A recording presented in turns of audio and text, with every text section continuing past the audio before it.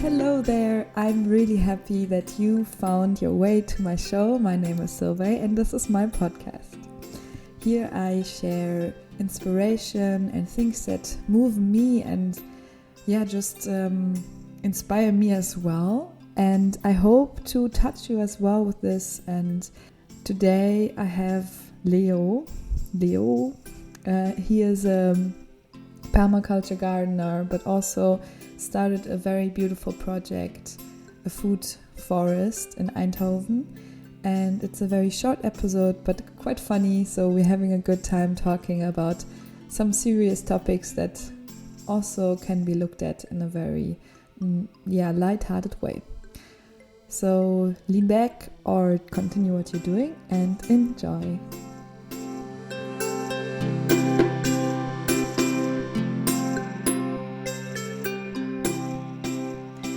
So I'm really happy to welcome Leo here in my show. He wanted me to introduce him, but maybe you can quickly say hello, Leo. Hello. So that's his voice.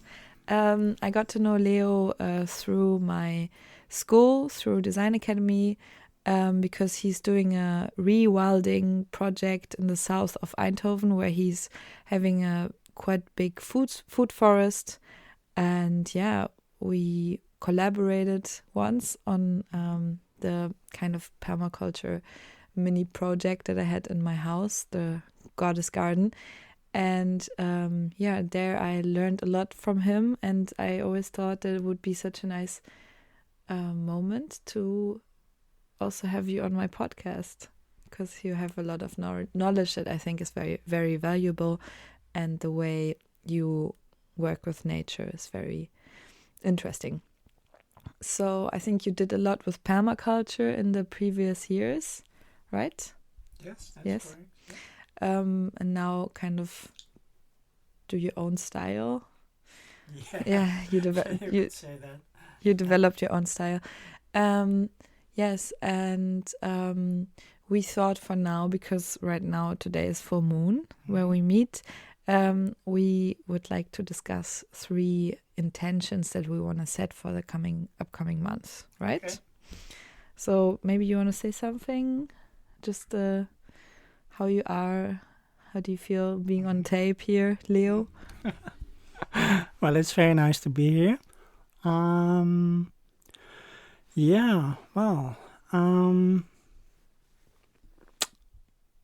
don't know. That's also perfect. I think we will just think about some intentions, or I already, of course, thought about intentions. And one of my intention would be celebrating or like having a nice, cozy kind of month where I let most of the sunlight in, because it's been very gray these last 2 weeks, and today was quite sunny. So I actually really much enjoyed having a garden, so I could sit outside and be a bit in the sun for a while. So I think that would be one of my intentions for the next month, to like also for my personal life let sunlight into my life, to be having a uplifting time, because I feel like the last months were also quite strong. Can you think about an intention that you could set? Yes, sure. Well, actually, I'm starting this week on preparing for my big life cycle tour through Europe. I brought my bicycle into my living room because it's way too cold outside to work on a bike. And I'm gonna convert it to an electric bicycle, and hopefully that's going to be progress quite a bit in the coming months. Yeah. Nice, cool. And then a third intention for me is connected to how I want to treat my body, because I often feel like I tense up, even though I don't need to be tense. So like in social situations, but also just standing somewhere. I want to learn more about relaxing and like grounding literally with my body in a way that I don't stand like weirdly on just one feet or something, to really like relax and ground myself in the situations, because I can. It's nothing that I like. I'm not forced to not, like to be tense. I can decide to be relaxed. So I would like that more in my life. Yeah. Practice. Yeah, what do you think about relaxing, Leo? Leo is one of these people you ask him always. You always seem to be very relaxed, and maybe it's because of your garden. Do you want to tell us a bit about your garden? Yes, it's called Kloosterbos, and it is very relaxing, which is kind of strange because it's really wild. It's a place where nature does its thing, and people are welcome guests if they behave. Yeah, I'm sometimes I get questions this time of year. People asking, well, are you still doing something in this garden? Have you stopped because it's cold and wet and wintry? But there's always life going on, and perhaps especially in winter. There's all these birds that come around, and they come and have a look and say hi. It's very cute. So we have this little robin that is a regular. He lives nearby, and whenever there are people, he comes out and comes and have a look. So that's really cute. And just being there, experiencing the untamed nature, that is very relaxing to me and to other people. Yeah, because nobody really forces them to do something that they do not want to do. So, just for people that don't know anything about your garden, it's quite, how much? Maybe 5,000 square meters, 3,000? 3,000. 3,000 square meters. It is, you have it since 10 years? No, Not like 4. 4. Oh my God, really? Yeah. Wow, it's amazing. It's a place where there's food growing, but also you are in a way working with this wildness. So you're not trying to all the time interfere and work with what's happening. I'm really curious for someone that maybe lives in the city and doesn't really, understand how to do that, because we are not used to that. Of course, we think we need to always interfere in order to get something from it. And also there's this kind of narrative of the world not being big enough to have enough food for everybody when we are not doing monoculture or that kind of things.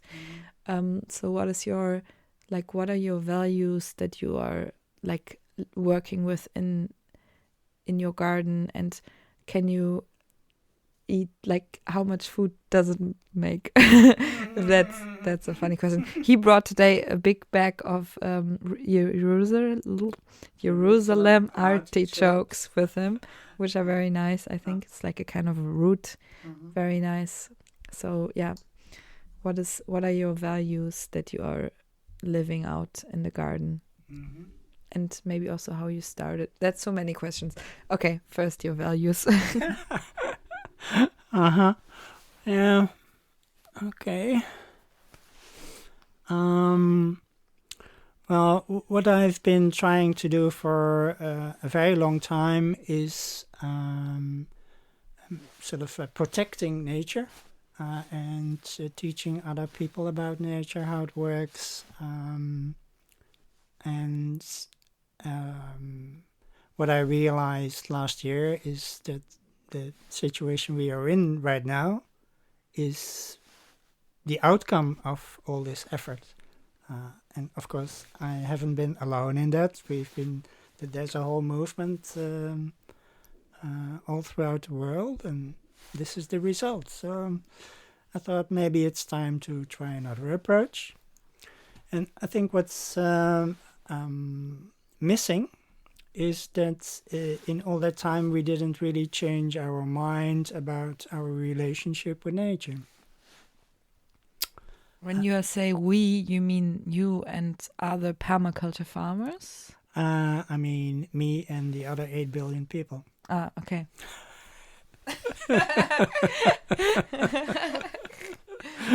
Yeah. Well, I'm sure there are plenty of people that already have a very good relationship with nature, but we in Western, modern, industrialized countries, we do dominate the rest of the world quite a bit, simply by our impact. And I think that's sort of where the root of the problem lies. So, having come to this conclusion, I thought, well, what is for me the best way to do something about it? And that is by making an example, trying to live in a different way, finding this new relationship with nature. And I ended up trying 3 things. One is hospitality. The other is tranquility. And lastly, by doing these things, changing my mind. Mm-hmm.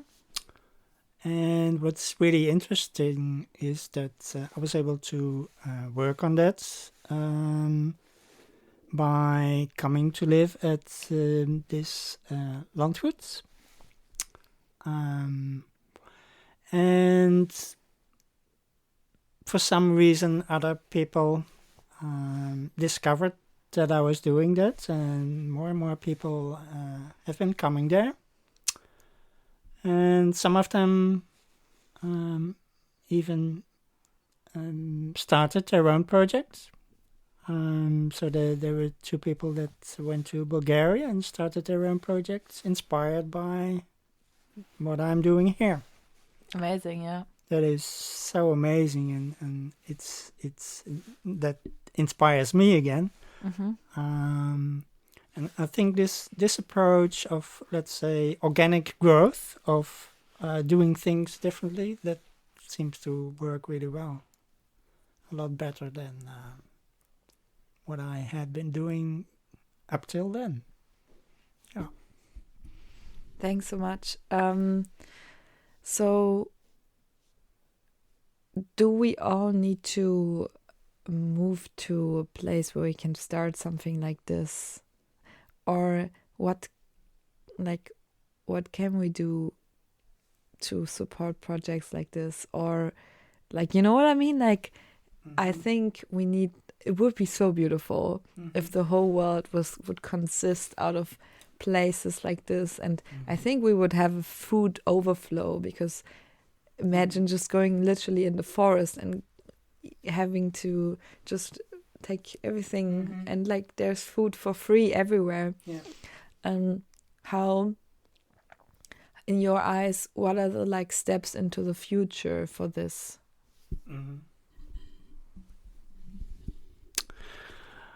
Okay, well, I think what we need to realize is that there are different ways of living, and the way we live now is just one of those ways.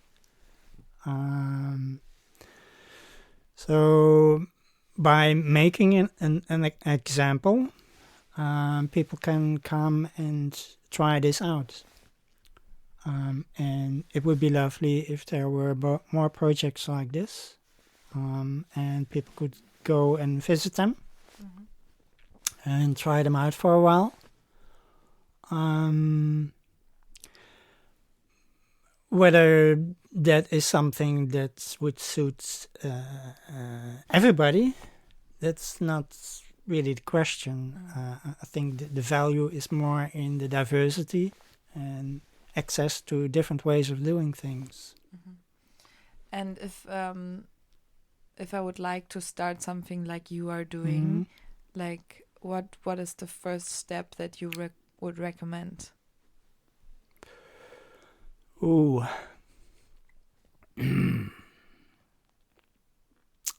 Well, I have had incredible luck. So maybe that's the first step. You organize some good luck. Yeah.